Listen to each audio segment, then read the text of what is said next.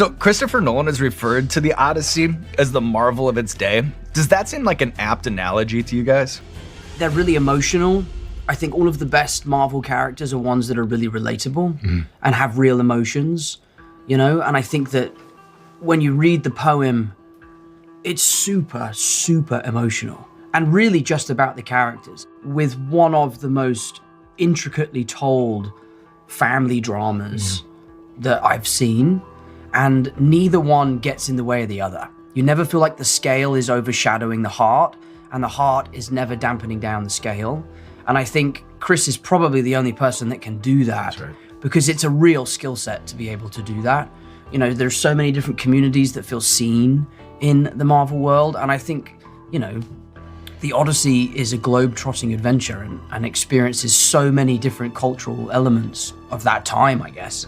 I'm sure Chris's answer is so much more eloquent than what I just said. That was good, man. No, that's right on. Yeah. That was great. No, Cheers, pal. So you're both veterans of the theater, and I've been trying to go to the theater a lot more recently. Nice.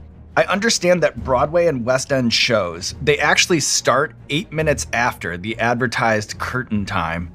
What is it about those 8 minutes? You don't want to have to demand their focus the moment you walk on stage. That's right. I think that's probably what it is.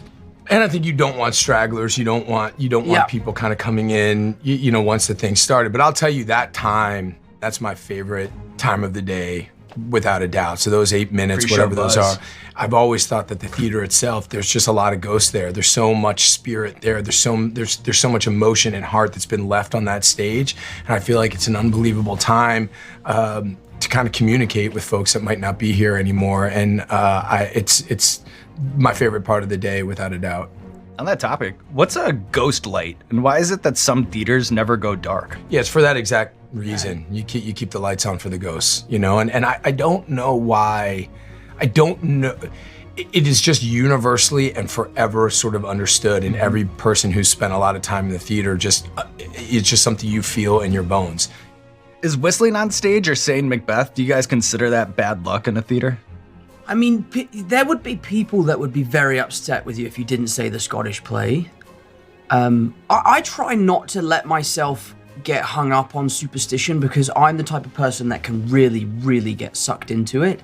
You know, without trying to sound too much like a douchebag and too grandiose, I love the feeling that you could die out there. I love the feeling that it could all fall apart. So for me, I don't like to tempt anything. I don't give voice to it. You won't hear me. I'm not gonna whistle, but I'm not gonna say either one. I'm not gonna say either one of those two names of that Shakespearean play. You know, and I just don't wanna mess with any of it. I didn't listen to anything you just said. That is It's not really that spicy, bad. man. No, Tom. I you're just finished so that fucked. entire Yeah, but thing. I don't know why you're being so aggressive with Because the that's what you said at brother. the I jump. said you gotta said take we're gonna real take fucking big bites.